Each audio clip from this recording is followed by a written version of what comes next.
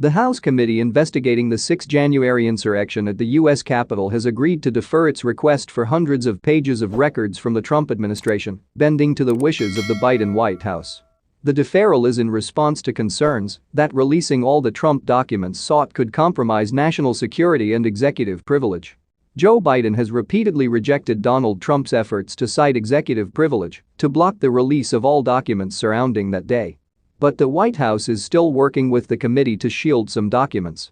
The former president is appealing to the Supreme Court to stop the National Archives and Records Administration cooperating with the committee. The agreement to keep some Trump-era records shielded is contained in a 16 December letter from the White House counsel's office. It mostly concerns records that do not involve the events of 6 January but were covered by the request for documents from the Trump White House. Dozens of pages created on 6 January don't pertain to the assault on the Capitol. Other documents involve the National Security Council. Biden officials were worried that if those pages were turned over it would set a troublesome precedent. Other documents are highly classified, and the White House asked Congress to work with the agencies that created them to discuss their release. The documents for which the Select Committee has agreed to withdraw or defer its request do not appear to bear on the White House's preparations for or response to the events of 6 January, or on efforts to overturn the election, or otherwise obstruct the peaceful transfer of power, White House Deputy Counsel Jonathan Su wrote in one of 2 letters obtained by the Associated Press.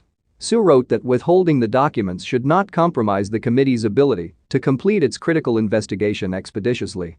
The National Archives has been transmitting tranches of documents to the White House and to lawyers for Trump, who has raised broad objections and specific concerns. The National Archives has said records Trump wants to block include presidential diaries, visitor logs, speech drafts, handwritten notes concerning the events of 6 January from the files of former Chief of Staff Mark Meadows, and a draft executive order on the topic of election integrity.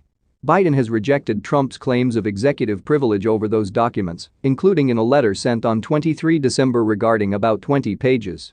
The president has determined that an assertion of executive privilege is not in the best interests of the United States and therefore is not justified, White House counsel Dana Remus reiterated.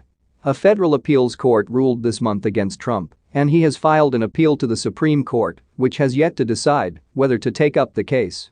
Judge Patricia Millett, writing for the federal court, said Congress had a uniquely vital interest in studying the events of 6 January and Biden had made a carefully reasoned determination that the documents were in the public interest.